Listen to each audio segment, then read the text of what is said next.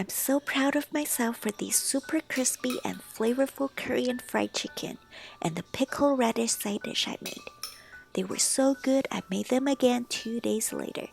I even feel like they're better than Bonchon's takeout that we used to get a lot because the crust is definitely crispier.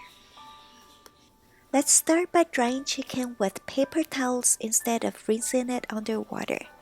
By accident, I defrosted a bag of drumsticks and a bag of party wings instead of 2 bags of wings.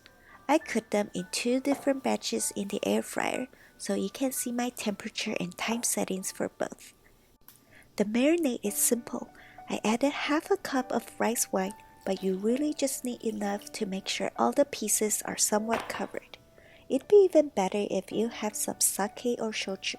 Here's ginger. I pressed about 3 small chunks. I also made sure I got the dried pieces out just in case there's some flavor left in them. Sprinkling salt. There's also no need to be exact. For 6 drumsticks and a dozen wings, I think I used about 2 teaspoons in total. Pepper. I used a combination of black and white pepper.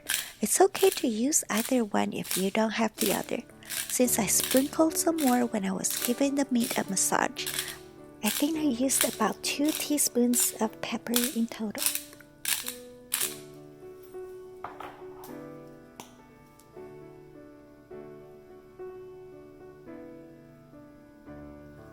Now mix and massage the marinade into the meat a little. Adding a little bit more pepper.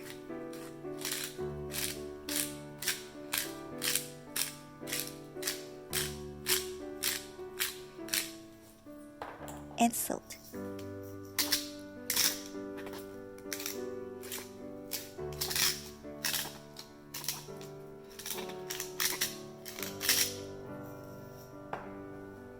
I find poking some small but deep holes on the drumsticks help them absorb the marinade better and also helps with cooking the center through. A final mix before sending the whole thing to the fridge to sit for at least an hour. I refuse to eat Korean fried chicken without the chilled pickled radish as a side dish because it really refreshes and enhances the taste of the fried chicken. It's also very simple to make. First, we want to rinse and peel the skin off. Cut off both ends. Half of a daikon this size gave me a pretty good amount. You can also use a whole daikon and store the extra in the fridge. I read somewhere that it'd be good up to 30 days, although I haven't tried keeping it that long. A week in the fridge is definitely not an issue. I used a paper towel to absorb moisture from the daikon before cutting.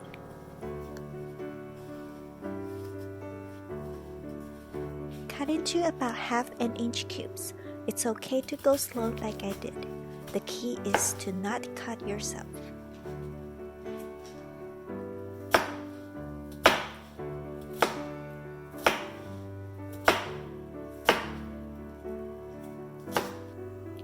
Combine 1/2 cup of water,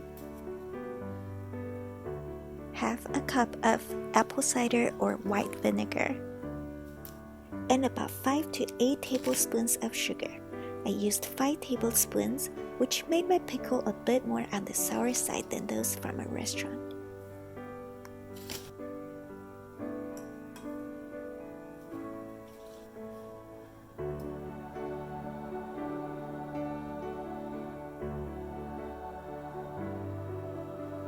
Mix to help the sugar dissolve. Just wait a little until the mixture begins to simmer. In the meantime, I made sure the lid and the container are dry. This is supposed to help the pickled radish with a longer fridge life.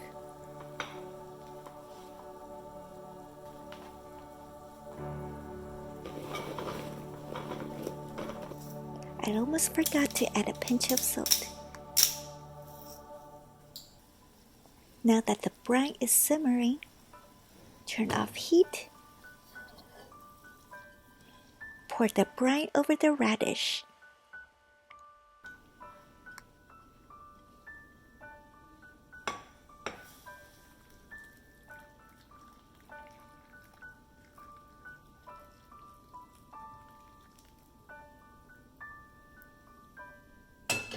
And just cover and let sit at room temperature to cool down for a couple hours before putting it in the fridge.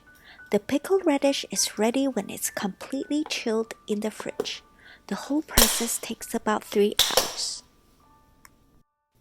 It's almost dinner time and the chicken has sat in the fridge for a good 3 hours. It's ready for breading. I use flour and cornstarch in a 1-to-1 ratio. For the amount of chicken I had, I think I used about 6 tablespoons for each. Mix the two together with a whisk. Now let's bread the chicken. Because the pieces are still moist from the marinade, it's easy to get a thin but even layer of breading on.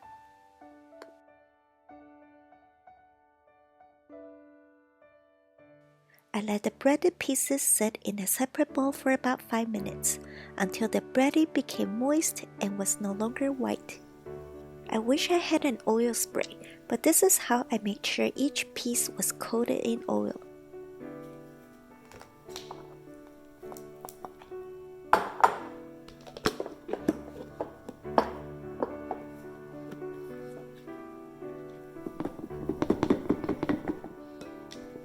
I repeated this process twice because enough oil is key to getting the deep frying effect. Now would be a good time to preheat the air fryer to 400 degrees. You'll also want to make sure that you grease the frying basket.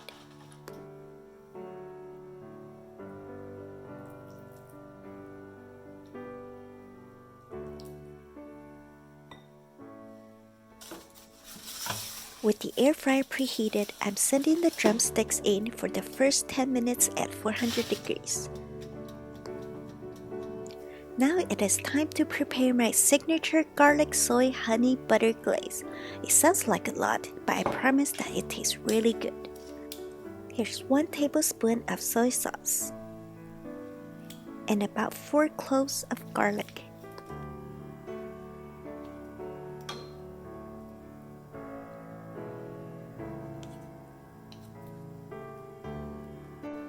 One tablespoon of butter,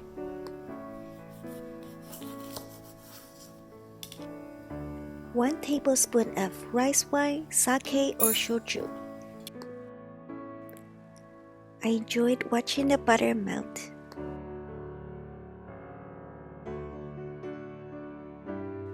Bring to a boil. Finally, add lots and lots of honey before turning off heat. I think I used at least 4 tablespoons. You kind of have to just take a sample and find the right taste for you.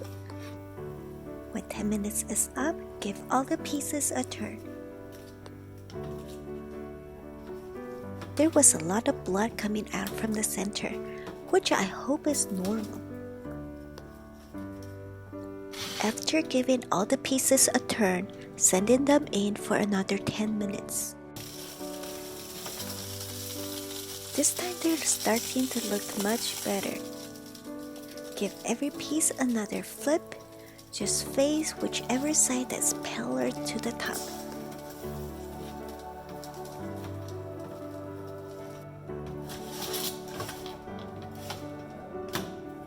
This time, we're going to raise the temperature to 450 degrees for the last 5 minutes. Getting the side dishes ready.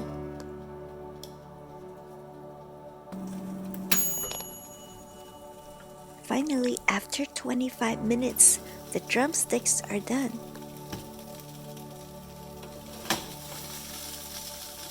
Look how golden and crispy. There are some brown spots, but nothing got burned. And I cut open the biggest one with scissors to make sure that it was cooked through the center. Now it's time to cook the wings.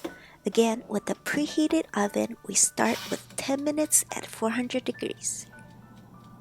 This is how they look like after the first 10 minutes. Now just give all of them a flip. Another 5 minutes at 400 degrees. And another flip before the last 5 minutes.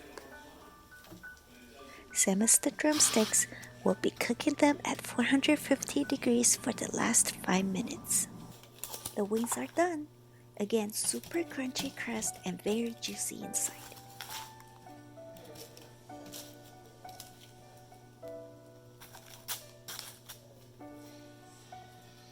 Because I really like the crust to stay crispy, I just drizzle the soy garlic sauce onto the chicken instead of stir-frying the chicken in the sauce. And the amount of flavoring turned out to be just right. Please excuse the background noise from the TV. I'm trying to experiment having a video with real sounds and happenings in the house. And for presentation purposes, some white sesame seeds.